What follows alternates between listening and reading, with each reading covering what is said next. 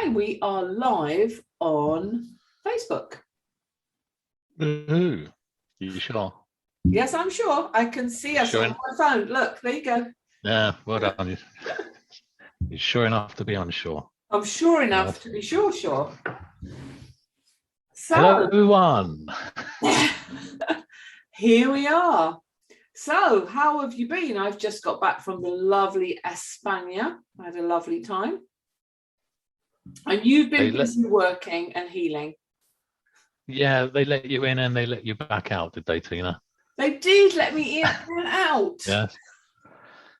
Yes, it sounded like you had it was a really Moorish time, wasn't it, where you were, Granada? It was a very Moorish time. It was a fabulous place. I've never been to Granada before. The Alhambra was amazing, and Cordoba was really cool too.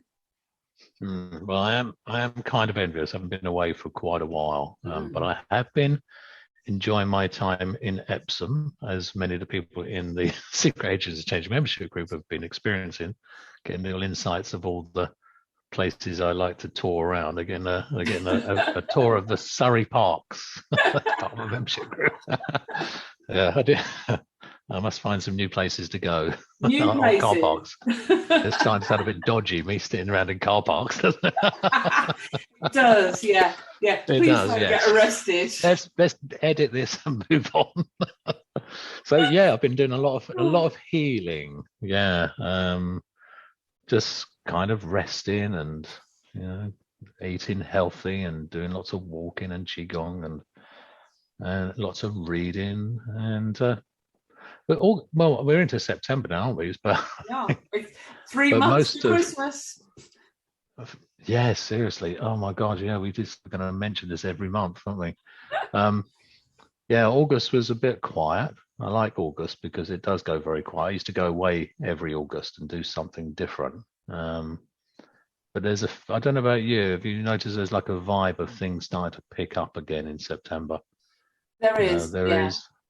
Yeah, I mean, I missed my traveling too. And as there was this presidential directive not allowing me into the US, not just me, by the way, people, lots of people from the EU and the UK. I have seen posters, do not allow this woman in. Yeah. Yeah, wise choice. We decided to run away to Spain because we could. Nice. Yeah, really nice. Well, here we are. UK. Planet Earth, Mission Control Central, and we're back with our live aha. And it's been I really enjoyed the sessions this month. In fact, I enjoyed them every month actually. I like listening to yours, and I like listening back to mine as well because I never know what I'm going to do till I've done it, which is always a big surprise for me. I've got themes, and then I just see what comes out. And we've had some good feedback from people again. So I'm not checking on Facebook, so I don't know who's here and who's on yet. But we've got some good questions for some people. Who have we got? We've got some comments already. So Jane Caldwell is there. Hi, Jane. And ciao Marco. Come stai? So we have Marco in Roma. We've got Sam Jess watching us, and Tanya is watching. She's keeping an eye on. Okay, so we've got a tiny little group, but hey, that's the group. It's our group. It's our people. It's getting bigger. Yeah. There's more. Yeah, and people will see it over and over the next couple of weeks.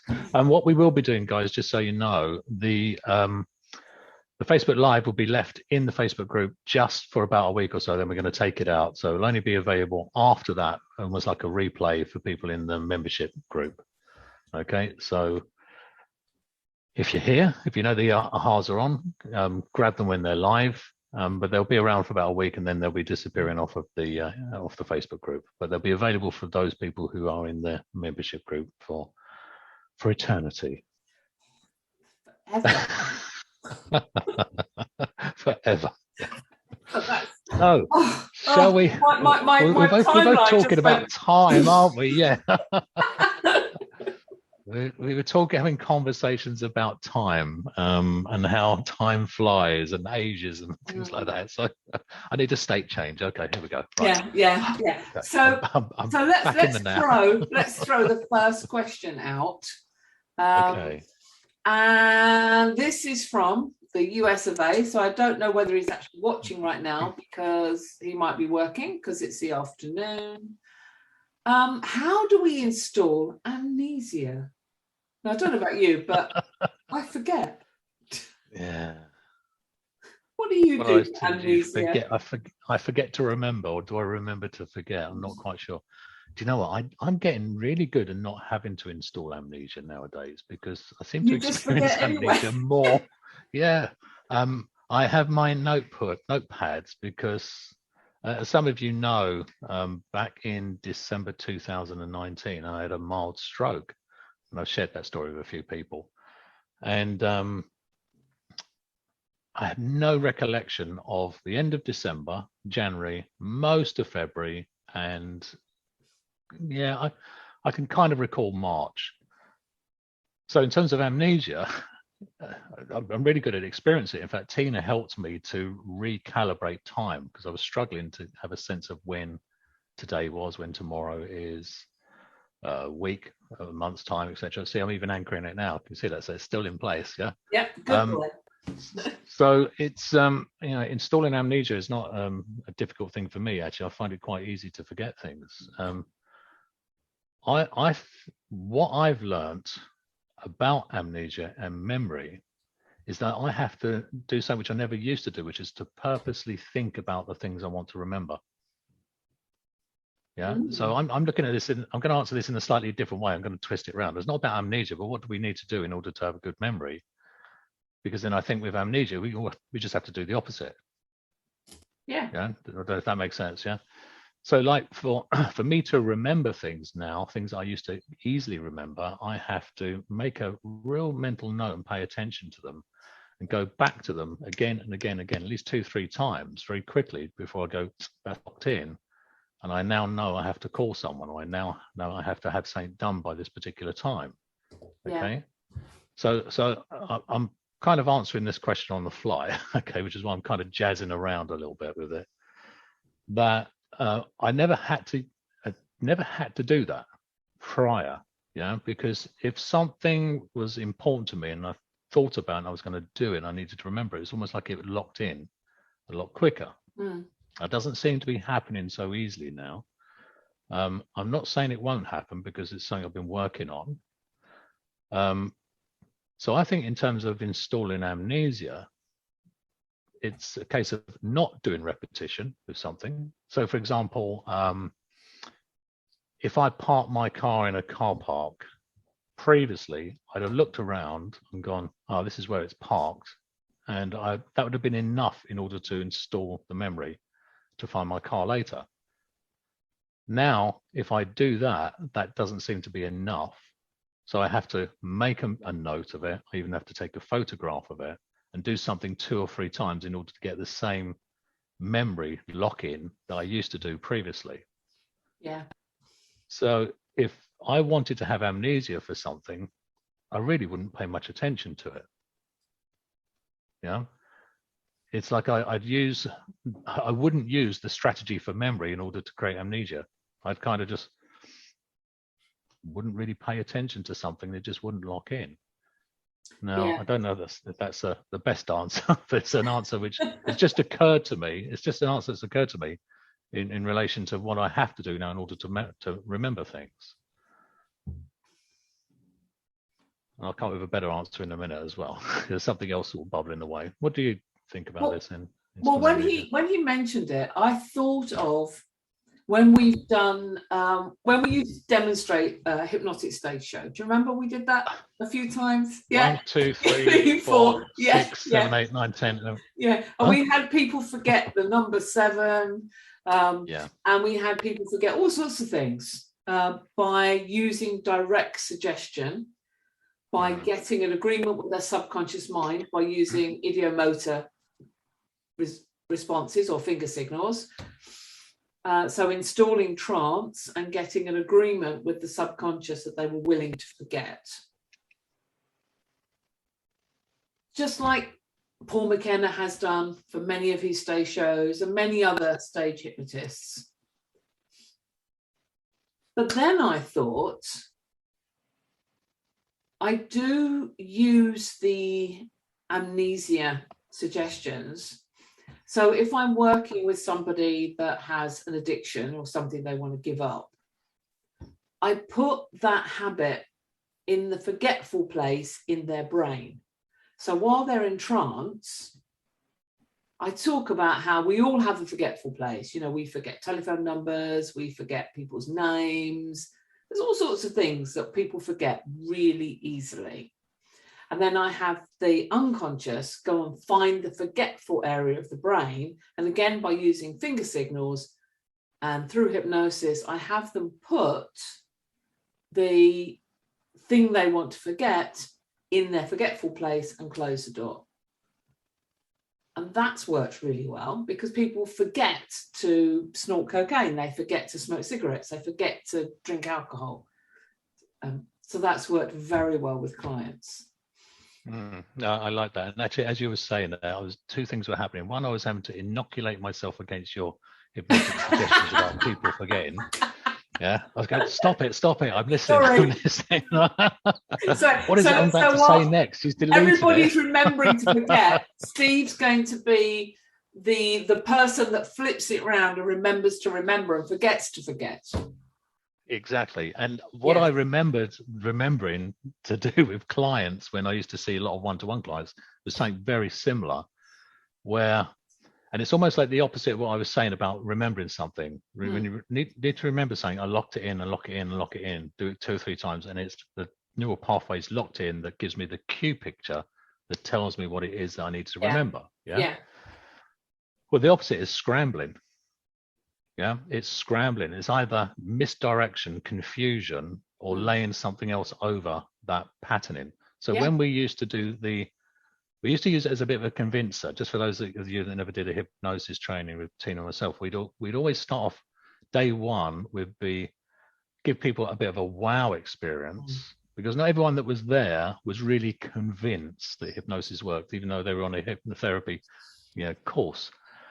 And one of the most wow experiences you can have on a course like that is to be hypnotized in the first 10, 15 minutes. So we would almost like turn it into a very quick stage show by telling stories about, sometimes, we might have done trainings before and we'd hypnotize people within the first 10 minutes so their feet are stuck to the ground. So when they stand up, they can't move, can you?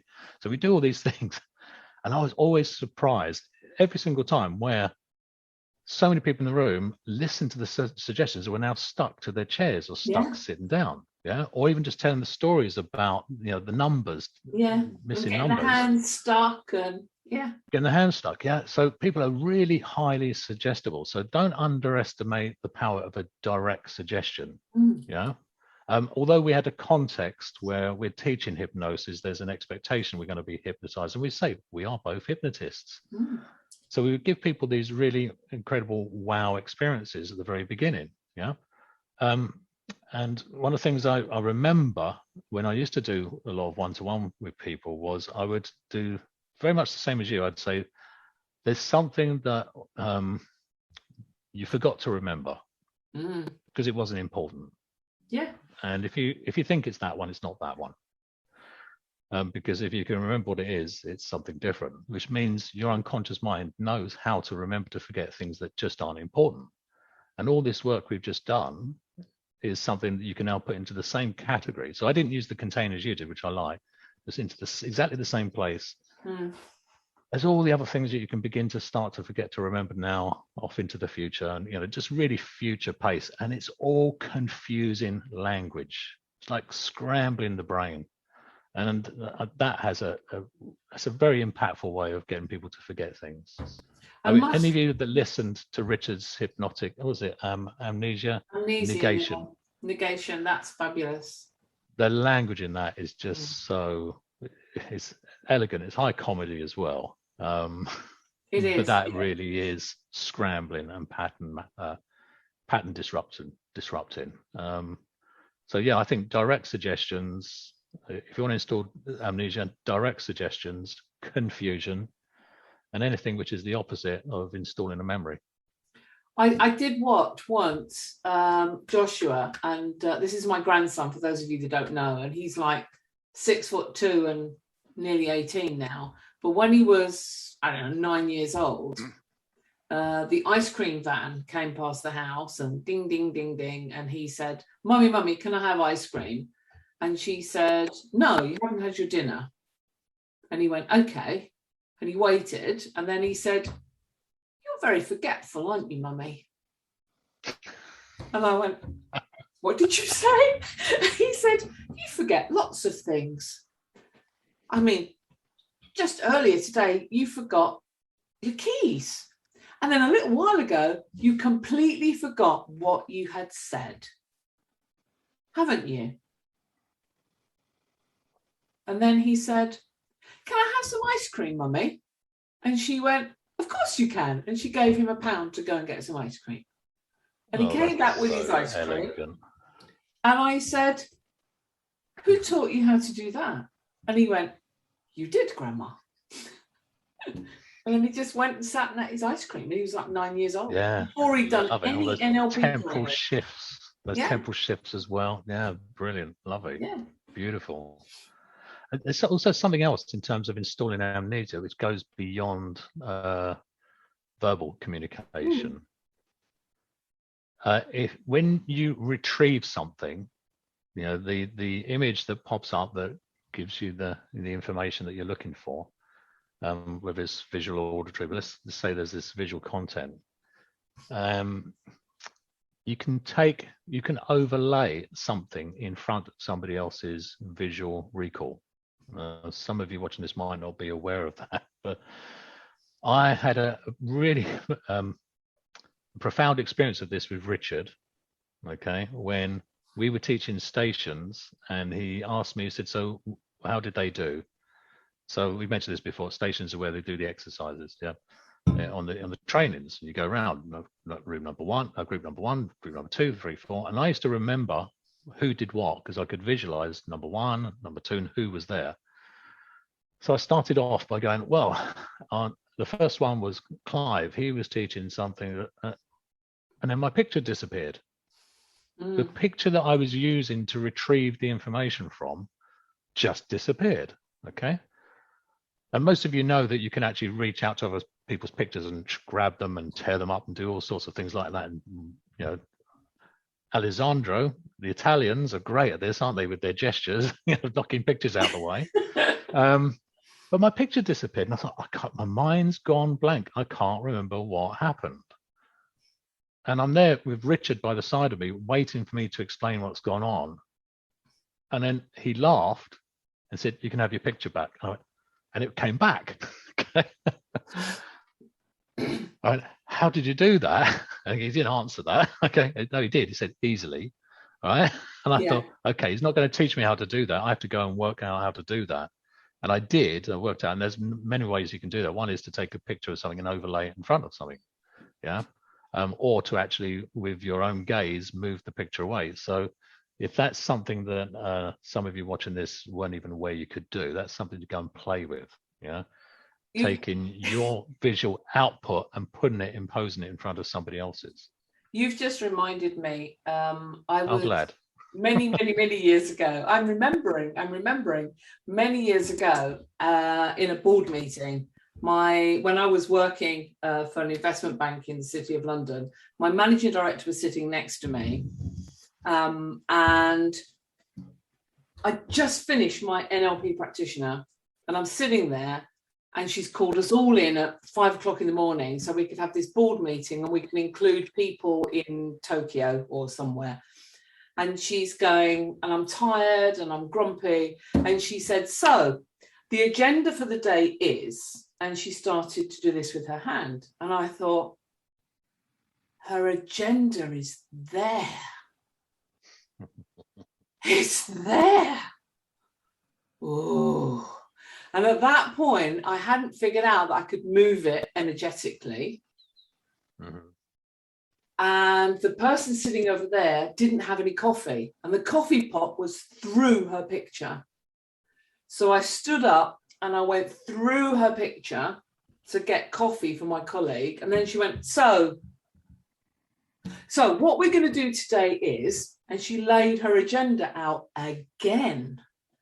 I deleted her agenda 5 times, and it was such fun. Mm. Maybe this is an area we can run a practice group session on. Yeah. Because I was talking to someone we both know. I won't mention their name because it's not fair to mention their name. They came to see me about 7 years ago, actually, and we were just kind of playing with submodalities of. Because he said to me, he said, "Do you remember that thing you did where you imprinted an image in my mind?" I went, "No, I don't remember that. Sorry." Yeah. To remind me. But I said, "Oh no, you thought of something, imprinted it, wrote it down, and it was what I thought of." And oh yeah, I did that. I've forgotten I'd done that. So we just spent an afternoon just playing with that, how we could construct a visual representation and almost imprint it or present it in front of somebody else's. It's like really putting your thoughts inside somebody else's mind, to be honest. So it's not amnesia. It's really kind of, I guess, forcing somebody to think about something that you would like them to think about. It's great, by the way, for poker. If you play poker. Oh yes. Yeah. If you want to put somebody off their game, then you take your cards that you want them to think you have and project those in front of them, and they're really not sure what you got at all. So maybe that's something just a note for the future that we can do. I have made a playing note with the submodalities. Yeah. Playing with some modalities of imaging. Yes. So hopefully that helped them. The other thing I'd be interested to know is, why do they want to install Amnesia? Because but in fact, there's one last bit personally I want to say about this, that when it comes to certain traumatic experiences, a lot of people think it's a good thing to have amnesia for something which is really traumatic. And I actually made that mistake myself when I first got going. I was working with victims of abuse. It wasn't by choice. I happened to work with somebody on a hypnosis diploma I was on, and it worked. It was really effective. It wasn't the hypnosis, it was the NLP that I was doing. Yeah. And then I got to work with her support group, and it seemed like a good idea at the beginning to give them amnesia. And then I realized that wasn't a good thing, because they wouldn't remember what had happened. And it's almost like the brain knows there's something missing as well. Yeah. So just be a bit, think of the ecology when you are doing amnesia. One, do you have permission to do it? Yeah. And are there some things where it's important to have some recollection of it, just so we can learn from it as well? Yeah. So Richard tells a story. Some of you that have trained with Richard will remember him telling this story of somebody coming to see him because he wanted to stop smoking. So he had the guy forget that he was ever a smoker. And then his wife came to see Richard, and she was going crazy because he was having a go at his wife because she smoked. And she's going, "But you're a smoker." And he's going, "No, I have never smoked. I have never smoked. I would never smoke." And it caused all sorts of issues. Yeah, so amnesia is not necessarily a good thing for some things. And you have to be careful how you set it up and how you install it. Yeah, just think of the ecology. Yeah. Cool. Have we answered that one? I think we have. So next question coming up now. So with regard to hypnotic anesthesia, I'm wondering about the best strategy for joint pain, especially when weight bearing. I mention this because one of my clients' pain reduced from 10 to 0 when non-ambient, but wasn't sustained when she walked. Wow. So my first thought when I read this is pain is a signal that something needs attention. So when you take the pain away and it goes down to 0, that's lovely. But then when they're walking, are they then getting the signal back that they need to deal with something? Are they obese, morbidly obese? Maybe they're too heavy for that particular joint because there is something in there that they need to lose weight to make it more comfortable, is my first thought. How about you? Yeah, I had exactly the same thought, very similar actually. I think of pain as like the alarm on a car. Okay, we have the alarm on the car that lets us know when something's gone wrong. In this case, if it gets broken into, but imagine the alarm was going off and it became hypersensitive. The alarm becomes a nuisance. The tendency then is to want to switch the alarm off, but now it leaves you vulnerable, okay? So if somebody's got joint pain and we switch it off completely, they're not getting the signal that tells them to pay attention and be careful. So they could actually cause more damage. So what I would do in that situation, I wouldn't necessarily be looking to get it down to 0 when they're moving, but I'd let the system work out, get the unconscious to work out what is the right and appropriate signal for the person to get so that they're paying attention. In this case, it might be, walk carefully or don't walk so much, or take some action, such as Tina mentioned, lose some weight or whatever it might be. So they're still getting the signal, but it's not at a 10. Okay, sometimes it's like the car alarm doesn't need to be blasted out. We kind of just need a signal to go, hey, someone's nicking your car. So I would be looking to recalibrate that signal, because the system might be going, no, we cannot turn this down because they're going to cause even more damage if they just keep on walking. So that's what I would look to do with that. Yeah, I would look at underlying conditions. What is the pain signal telling them? Even do something like 6-step reframing on it to figure out. Yeah, absolutely. Yeah. What is the meaning behind that pain? What is it doing for them? What's it telling them? What does it need? Yeah, right. and you use the IMR signals as well to go, are you willing to drop the signal down from 10 to a 9? If you go, yes, okay, from a 9 to an 8, yes. And you calibrate it down to that, down to a level where the system goes, this is okay. We can willing to reduce the pain, but we're not necessarily willing to switch it off. Yeah. You can also look at not just reducing the pain level, but the pain duration in terms of time. So, for example, would the system be willing to only give the signal for a minute or two, as long as they're paying attention and walking appropriately, and let the system work out.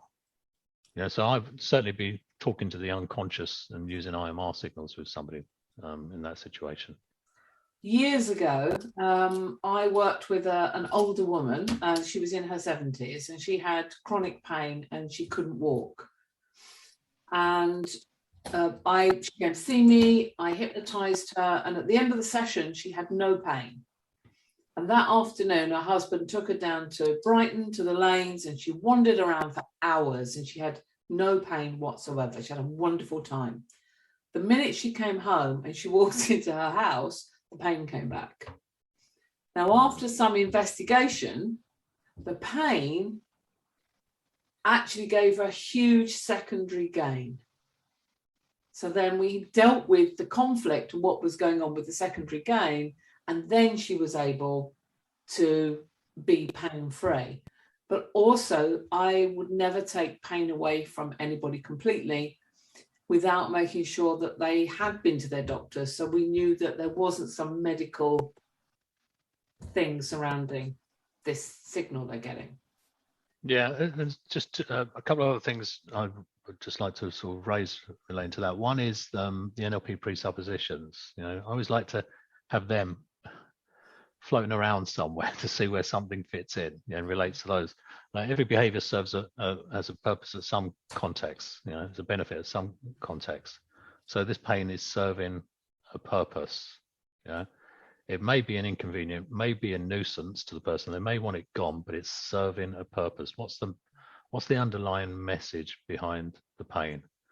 And find that out and do the ecology check as well, because sometimes the pain won't disappear because it will affect something else, just like Tina was giving in that example. So look at the ecology check and just find out the reasoning behind the pain.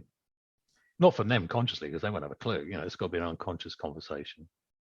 So the next one.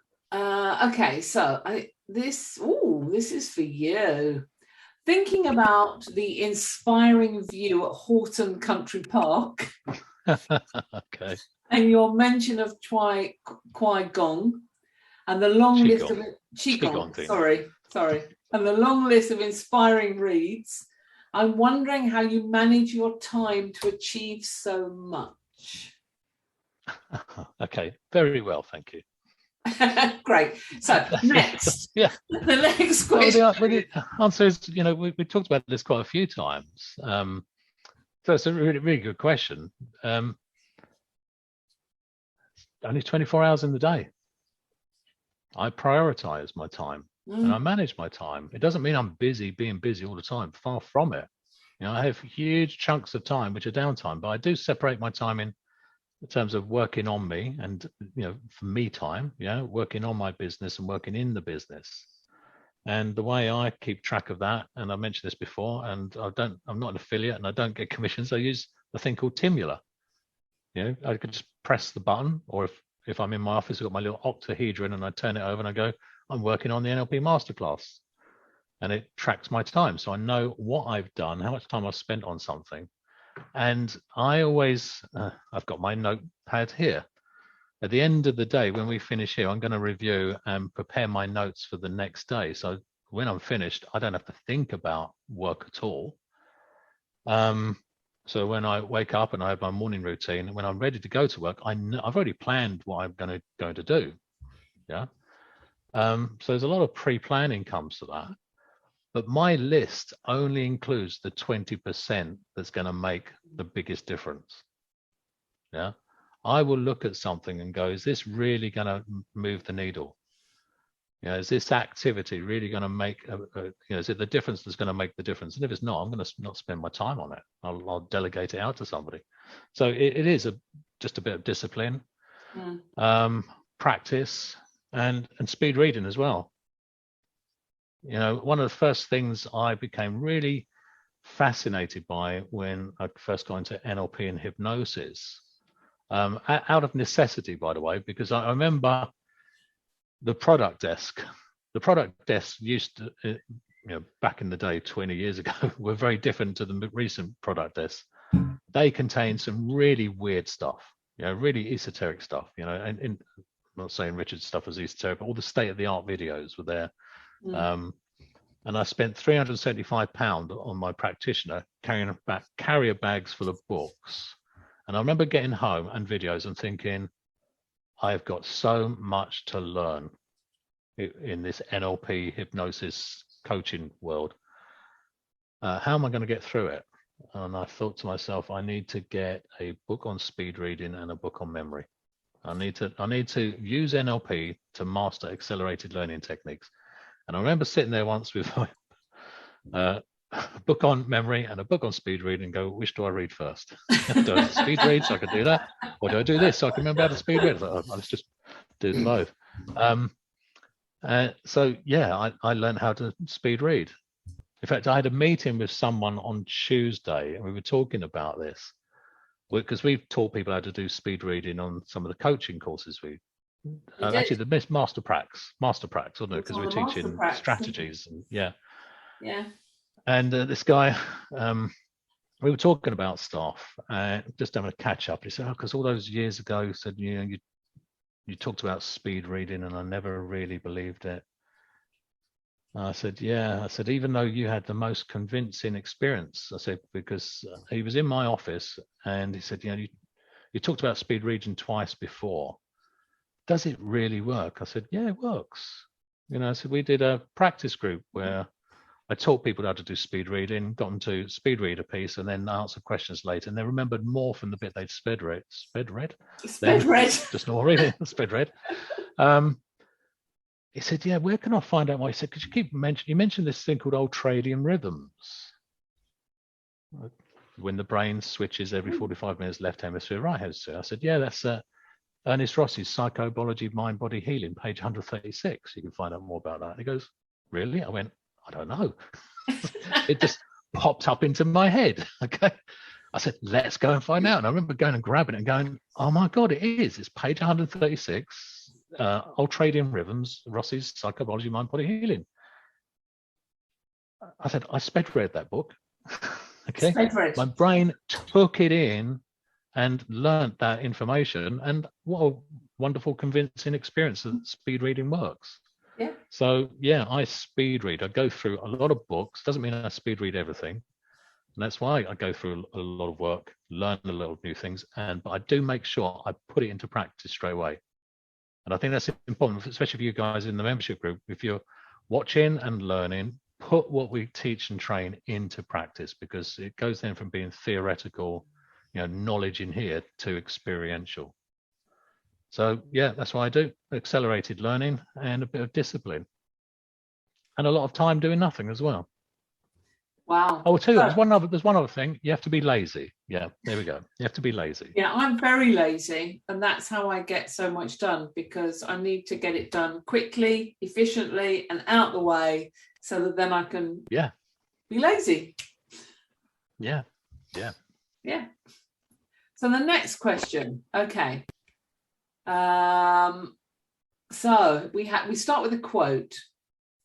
"The doubt it is uncomfortable, but only idiots never have any," by Voltaire. The doubt it is uncomfortable, but only idiots never have any.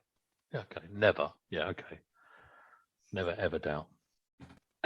So the question is, what would you suggest to deepen our study regarding the new challenges of the day after the pandemic? Do we suggest calibration, empathy, humor, or benign amnesia? What do we suggest to deepen our understanding? Was that? What do we suggest to deepen our study? Our study. Okay. So I guess with that review, I'm assuming, and now this is someone who English is their second language. This is Marco. So English is his second language. Yeah. His English is way better than my Italian. I'm sorry, Marco. I'm still indeed, and mine. Yeah. So I guess we're looking at reviewing the challenges of the day after the pandemic. Yeah, rather than it being a study, you're going to do a PhD on the, although it might be an interesting study to do a PhD on strategies and attitudes and mindsets post-pandemic. Okay, well, there's something about that. I've got a lot about that actually. It's just popping up into my head. So let's just see where it all goes. I think it's about maintaining a degree of rapport with what's going on outside in the bigger world. Okay, and let me tell you what I mean by that. By probably giving an example of when the pandemic first started. That rapport with what was going on then. So in this case, I'm thinking of rapport as being a degree of understanding of what's going on, okay, rather than being in rapport with everyone. That a lot of people went into freeze, fight, flight, stop spending, and rapport would mean not kind of just ignoring it and carrying on a business as normal because we're positive. Yeah. Having a degree of, looking around and going, well, most people wallets have shut shop, shut closed, and they're going to stay closed for a while. People are holding on to their resources. They're doing the freeze. They're doing the hoarding. So this is probably not the best time to just be positive and just launch a new venture. Okay. So I think there's an element of maintaining a degree of rapport and reality, but without being drawn into the hypnosis of any real negativity. Yeah, because I think the psychology now is very different to the very beginning. At the very beginning, I wouldn't have gone against any of the lockdown behaviors that people had. There's no point, like most of the work we were doing earlier on was just, helping and being of service rather than selling. Yeah. I would be looking at my particular industry and making sure that I don't get drawn into huge generalizations about people's buying patterns. For example, there will be plenty of people that lockdown hasn't, the pandemic doesn't affect them financially. They're still spending the same as they were. So I would, Yeah, I'll be very careful not to get drawn into any huge generalizations about limitations or poverty thinking or, restrictions, because it's too easy to go to hypnotize yourself by so much of the negative news. It is. It's so easy to be pulled in. Sorry, I've just got to. Tanya, please stop messaging me because you're pinging.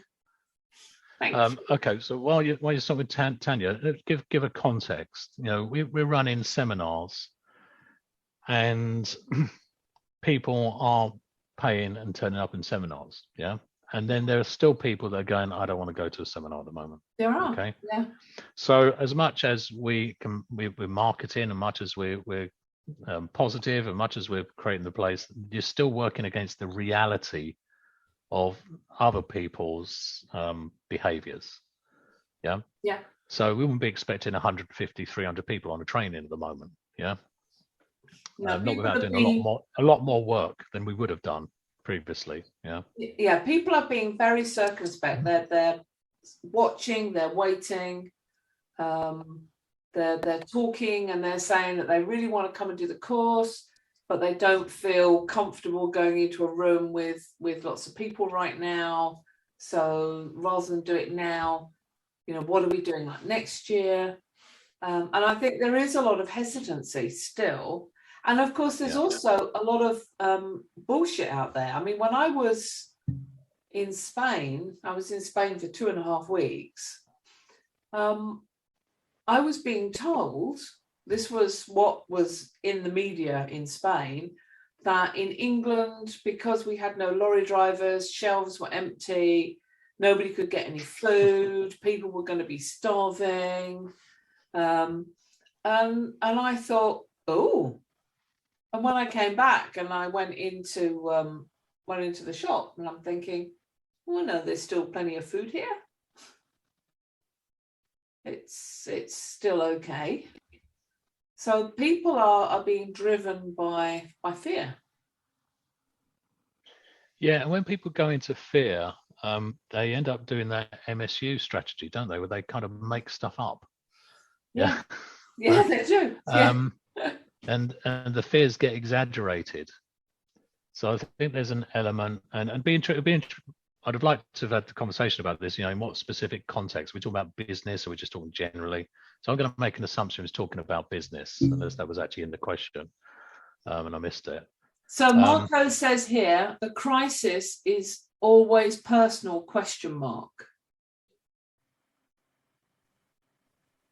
Okay, I don't know what that means. But I'm just going to make an assumption, just to answer a question he's not asked, is about business. Yeah. I'd just be checking, doing lots of reality checking. And what I mean by that is I'll be doing a lot of research and talking to people and finding out what the moods are, rather than just, what people's real decisions are going to be, rather than just making assumptions or going by the media. Yeah, for sure. So, for example, like taking the lorry driver example, yeah. Well, in the UK, we are 14,000 lorry drivers short because of post-Brexit, and they've been nationally 600 new lorry drivers trained in the last 3 months. Now, how do I know that, Tanya? Because I read a lot, okay, and I keep up on the business news because I'm interested in trends, where there are gaps, where there are problems, because when there are problems, there are solutions. So, for example, if one of my clients needs lorry drivers, there's an opportunity there, yeah. Or if one of my clients is looking for labor, but there's other companies are spending money recruiting lorry drivers. So there are supermarkets that are going, yeah, we are short of lorry drivers, so we're going to give £2,000 bonuses to anyone that comes along and signs up and does a lorry driver training. Then they may not be able to recruit people. Yeah. So I like to do the research and really get into the facts before I start making any commercial decisions. Yeah. So, like, for example, with our training, we know that people's buying patterns are different to what they were. Are there enough people? More than enough. So it's not going to stop us. Yeah. We just have to work a little bit more, hustle a little bit more, make a little bit more noise than maybe we did before. So just don't get drawn into any of the negative hypnosis, but also have a reality check. And if it's a personal thing, I am very careful when I'm out and about and I'm doing things. I mean, I don't know about Italy. In Spain, everybody's still wearing masks. Here in the UK, oh, hang on, Marco. Okay, I mean, exist internal reality, external reality, and fake news reality. It's a lot of work. So I think he's talking about the fact that you've got what's actually happening out there, what's happening in their head, and the rubbish they're being fed. So you're dealing with people's belief systems. Yeah, it's a great opportunity to install amnesia for rubbish. Yes, yeah, that's what I was thinking, actually. So it's too easy to hypnotize people, isn't it? Look, we know this. We're hypnotists. It's very easy to hypnotize people. We only need people to, believe things and give them a few little nuggets of what they perceive to be, reality and data, and it can be locked in. And then then you've got to work really hard to change that fixed belief. So I'm very aware of that, and willing to be uncertain of my certainty in certain things. Yeah, and also to be aware that there are people out there around you that have different beliefs and values and may not feel as safe as you do, and just treat them with kindness. Yeah. Respect other people's belief systems, no matter how bonkers they are. Yeah. That's fine. Basically, treat them with kindness. Yeah, it's because we're all perfect, aren't we? It's like that driving metaphor. Anyone that drives faster than you is a maniac. Anyone that drives slower than you is a moron. Yeah, and there we go, driving along perfectly. Right? So our reality views of what's going on is real, and everyone else is wrong. I think it's a great time to be kind. Oh, here's one. Okay. Having worked one-to-one with clients for a couple of years now, all sorts of things can crop up. What's your advice regarding continual personal development? Do it. Yeah. Well, okay. Well, that's why we've got the membership group. That's why we've got the Facebook group, because, it's got to be 10,000 people I've worked with, Tina. You've got to be thereabouts. I say the conveyor belt and the revolving door days have long gone. I don't do that anymore. No, I don't do that anymore. But it used to be 6-8 clients a day, 6 days a week, just because I was fascinated.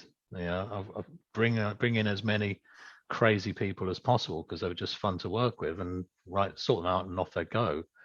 So I don't think anything replaces experience. So in terms of CPD, mentor, mastermind groups, that's what we do here. Membership groups, that's a great way to just keep doing your CPD. Practice, and the more the practice is real rather than just practice in the training room, the better, I think. Because nothing beats actually being with someone who doesn't do what you've been told they do. And then you have to work it out. That's the best way to learn. That's a great way to learn. And I mean, I know that you did something similar when you finished your practitioner as well. I mean, I read everything. I can remember going down the street from the TUC centre where the course was, and you had foils. And I walked into Foyles and they had every book Richard had ever written. So I bought all of them. And then I bought a few more by Dilts and a few other people. And then I bought all the videos, because in those days they weren't DVDs, they were VHS videos. I bought all the videos. And then when the course was finished, I'd sit and I'd watch the videos and I'd take notes and I'd read the books. And I did the exercises in the books. And then if I found something in the book that I wasn't sure of, I did some research. What is this? How can I find out more about this? So then I might have bought different books, not necessarily NLP books, but something else that would teach me about what it was that I didn't quite understand. And my brain still runs that program. I'm always looking for new learning, new experiences. Yeah, it never ends. Yeah, it is continuous, eternal. Eternal. Oh no! Eternal. Oh no! There's that word. So no, I'm a big fan of specialization when it comes to a business. Having a niche and specializing and becoming, really mastering. But there's something to be said at the very beginning when you're getting, especially if you're a therapist, you're in coaching. It's just like coach with everybody and anybody, just to really find out what you love working and doing, to find out what you just really can't stand. That's useful as well. And to find as many people that just really don't comply with what you've been trained. So you have to work out what to do. Nothing beats having that flexibility. Oh, this person's really just not following my instructions. How am I going to get them to follow the instructions? Am I giving them the wrong instructions? To just be continually mastering by outputting all the time. And you do meet some weird ones eventually, don't you, Tina? I mean, some of the best ones where I've learned. Well, that's where you learn the most, with the weird ones. Yeah, I mean, there was one guy that came in to see me, and it was business. It was anxious and stressed, and I'm sitting there, and he kept looking and looking. I said, "What are you looking for?" And he goes, "We are on our own, aren't we?" And I went, "Oh, okay, this isn't disastrous."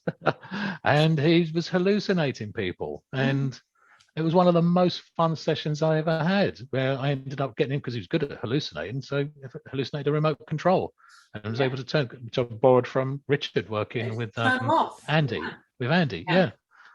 And we got the person in the room that you could see to have a clown nose and a hat, because there was the button on, and that's not in a textbook. That's not in a textbook. But that's how you learn. That's how you learn to feel comfortable being uncomfortable. Yeah, it is. So, one more. Here we go. Marketing is a must. What are your tips for getting social media right? Or is that a topic you plan to address? Well, if this person is in the Secret Agents of Change membership group, it's a topic we've been addressing for 4 months. They may not have been aware of it, okay? But the growth mastery path that they're on, and it's not linear, you come back and do it again because there's different layers.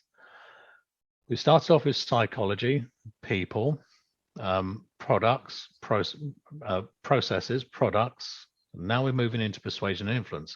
You have to have all the others. You have to have worked on the others in order to then move into the marketing. Yeah. Because if you don't know who your people are, you don't know what their beliefs are, you don't know where they hang out, you don't know how to deal with their limiting beliefs. If you don't have all of that stuff sorted out, well, your marketing is not going to be particularly effective. Okay. So marketing is a must. Are we going to deal with it? We're dealing with it. We're in a process. We are going to be doing something which I think is really cool in October to do with persuasion influence. It's something I've never trained to a group before, but it is very effective. It's some training I did with one of my clients. They were spending $35,000 a year on email outbound marketing. It was bringing in £1 million worth of business. And then I trained this, and for the same sort of bucks, it was about 35,000, they were bringing in 3 times that, £3 million worth of business. So it's something, you don't need to have a big business for it to be effective and work. It works perfectly well if you're a coach and you're running a small practice. So yeah, marketing is a must, but know your people. Yeah. Any marketing you do has to go to the right people. And the more you think about the other people, stop thinking about yourself, think about the people that you're serving. The more you understand them, the better your marketing will be eventually. I think it's a skill that a lot of entrepreneurs don't have, by the way, and a lot of marketing people don't really have particularly well mastered, and most coaches haven't got a clue about it either. Yeah. So it's one of those areas to get some mastering, and if you're in the membership group, you're getting that. So we have 4 minutes, so I'll have very briefly, I'm going to come up with a question that Jane's posted on here. She wants to strengthen her visual senses, her visual acuity. Now, I remember we used to do the vision streaming, didn't we? Yeah, image streaming. Image streaming, that's it. Yeah. I forgot for a moment. See, I remembered Win Wenger. Yeah, image streaming. Yes. Yes, Jane, look up Win Wenger image streaming. There are exercises. The Einstein factor. See, there's nothing wrong with my memory now, is there? Books. Yeah, there you go. The Einstein factor, now. Win Wenger. Yeah. Yeah. So just briefly, the image streaming technique is, Jane's probably seen that program. Or give us a clue. It's the one where you have a picture and little squares disappear. There's a picture behind all these squares, and a square pops away, and you get a little glimpse of the picture, and you have to say what you see. Okay. Jane's probably seen that program, yeah. So you don't see the full picture, but you say what you see, and if you get it right, you win prizes. Yeah. So image streaming is a bit like that, where you close your eyes and you imagine something and you describe it, and the more you describe it, the better you become at being able to reference what you're seeing, and the better you become at then being able to manipulate it. Okay. It's a great technique when done with somebody else, because somebody can guide you. So it'll be, what do you see? And somebody will go, oh, I see nothing. Well, what color's the nothing? Oh, it's black. So we've got black nothing. What's around the peripheral? Oh, I see little blue lights. So, okay, so tell me about the blue lights. So you have someone who keeps prompting you, and the images eventually start to stream. They start to flow. And by you describing them, you're doing a couple of things. You're increasing your acuity. You're also increasing your IQ. Okay, I can't remember how many points so much image streaming does, but it's a great way of apparently increasing the IQ. It does increase your IQ. Yeah. Yeah. And you could also, if you don't have anybody to prompt you, Jane, just record it on your phone. Record the audio of what you can see and what you're aware of. And initially, you may have a lot of nothingness, blackness with lights poking through, and then gradually it's like a curtain disappears and all is revealed. And actually, you go through different phases of evolution when you do this. I remember John Laval doing a little exercise with people to do with their visual sensory acuity. So imagine a cube. See the cube in front of you, and I'm not saying this is exactly what John does, because I'm pretty sure I've changed it. So the front of the cube is red and the back of the cube is green. Can you see that? Most people go, yeah. And then have a look at the other side of the cube. How did you do that? And for a lot of people, they'll turn the cube around, and some people will be able to float over and float around. Yeah. If you turn the cube around, turn it back, and then experiment by moving and shifting your positioning, so you're looking at it from the other side. Now, at the beginning, that could be a bit challenging for some people, but they'll be able to do it with practice. And then you practice flipping the cube over, spinning the cube, putting something inside the cube. So what you're doing is you're starting to, with intent, create visual representations and manage them and control them and manipulate them.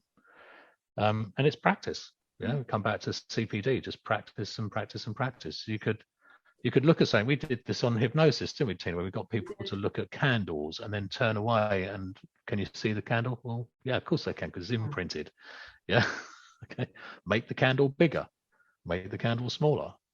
Yeah. So there's loads of different ways to practice improving your sensory created images. Sensory acuity in terms of tuning in, that's another conversation, seeing somebody else's stop modalities. Yeah, I mean, that's something to add to the submodality session that we were talking about doing, where you were moving pictures and yeah, because you, with practice, you will be able to see the submodalities of other people's visual representation. I know that sounds weird for some people, but yeah, and I think that's what she meant, because she's just said on here, I meant tuning in. So I think what she's looking for is to be able to see other people's pictures. Yeah. Well, there's an element of, it's a bit like remote viewing. Certainly for me, I find I have to go quiet, which is very quick, very easy to do, and I don't look for it. It's almost out of the peripheral. It's like some people, when they look at auras, they'll see them out of their peripheral. When I'm observing and looking for something, if I'm looking for it, I don't tend to see it. If I'm looking past it, I can see it out of the peripheral. Yeah, it's like looking at those magic eye photos. You've got to look through it. So you've got to defocus your eyes and look through the person. It is something that I think would be worth us doing like a whole thing on for the group. Yeah, we've been talking about, it would be good to put this out to the group and see what response we get, about running a few more live masterclasses, but we need to make sure we've got a few numbers that turn up, and doing some of these more weird because I think they're magic, really, rather than weird. Some of these weird things that we do with NLP, because all the weird stuff, there are sensible applications for them, aren't there? There are, yeah. Being able to. And Eric Robbie spent weeks teaching submodalities so that he'd get people to be able to see other people's pictures. Yeah. And everyone's different. Some people can lock into that very quickly. Marco likes that plan, by the way. He says, fantastical. Okay, all right. So it's now 8:00, and I think this evening was brought to you by Infinity. Infinity Masterclass. Yeah, so look, hopefully, we aren't giving you our godlike opinions on some of the questions you've got. But yeah, please, guys, keep the questions coming. Don't just wait until before we do the live aha to send them to us. It's good to have a real archive of them. And some great questions. Hopefully they've been helpful. And I just remembered, Tina, next Thursday. Yeah, next Thursday we have Alessandro Mora from Parma. He's going to be talking about peak performance. So those of you who are within the membership group, you will get an invite to that anyway. For those of you that aren't in the membership group, dare I say yet? Yeah. You can follow the link. It's on the Masterclass page, and book your place. It's only £20 for the evening. He'll be teaching the Mora Mora pattern, won't he? He will be teaching the Mora Mora pattern. Yeah. The Blackberry pattern. I look forward to that. Really looking forward to that. Yeah. Great. So. Okay. So we're done. Ciao. Buonanotte. Take care, everyone. Be well, and we'll see you October. See you next time. Bye.